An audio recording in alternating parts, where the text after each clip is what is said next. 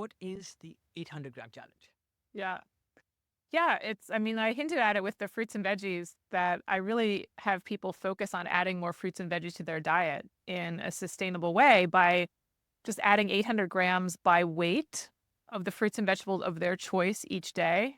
And then they continue to eat whatever else they want. So they'll probably still have their protein foods, they'll probably still have their snack foods, whatever, but they place this priority in making sure they get this 800 grams by weight. And it's their choice. It could be apples, bananas, it could be beans, it could be potatoes, it could be olives, avocado, it could be broccoli, but it doesn't have to be broccoli. It gets to be what you want. And so this is what makes it really sustainable, in addition to the idea that you don't have to cut out other foods you love.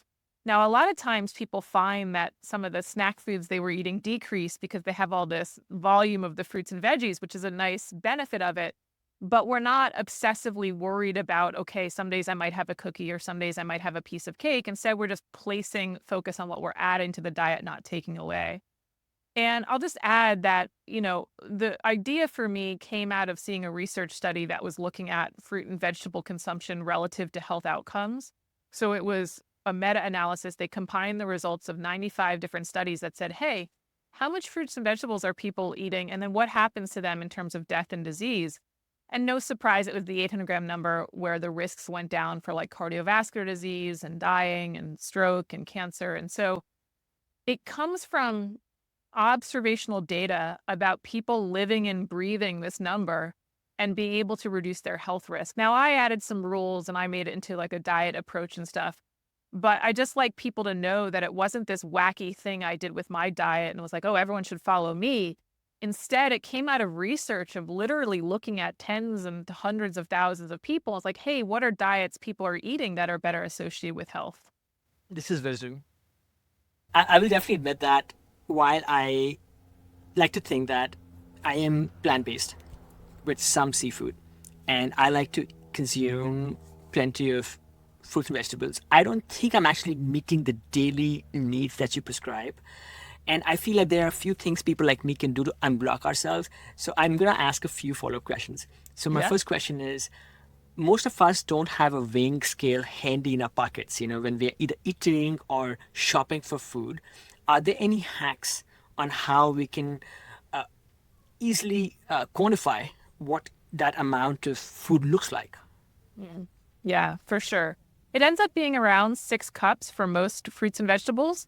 And a cup is about the size of your closed adult fist size. So you can think about it as 6 cups or 6 fists a day.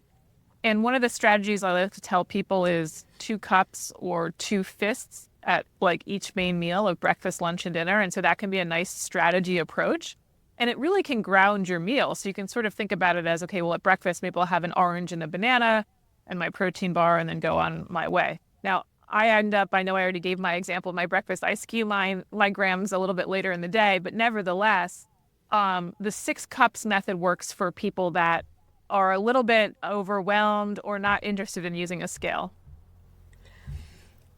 And the veggies, do they like need to be tightly packed? So Mm. like lettuce, for example, right? Lettuce or romaine, whatnot. Like, does it have to be packed so that it actually is not taking up a lot of volume?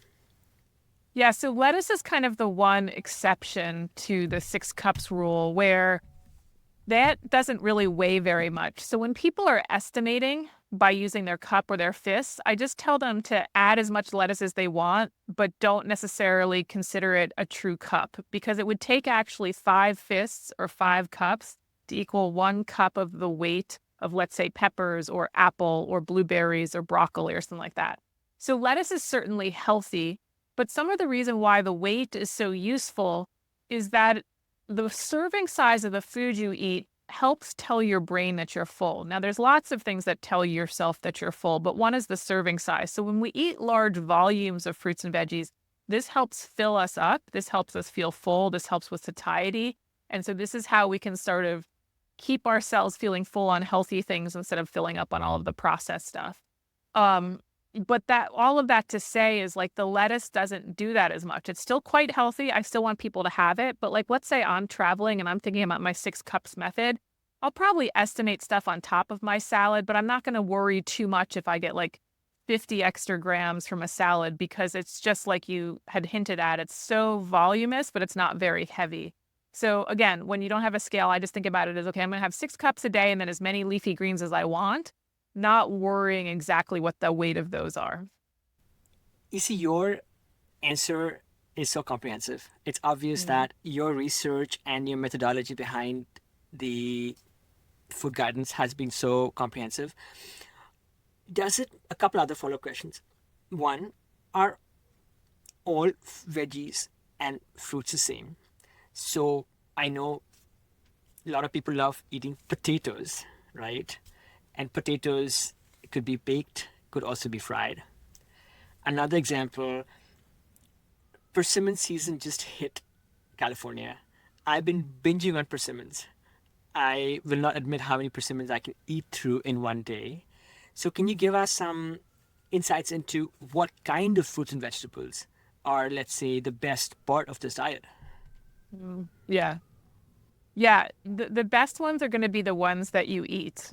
And I know that sounds silly or that sounds flippant, but the best ones are the ones that you eat. I don't allow fried potatoes, so we can't do French fries. But if you want to roast them at home, that's fine. If you want to bake them at home, that's fine. But not commercially fried French fries from McDonald's; those don't count. But other potatoes count.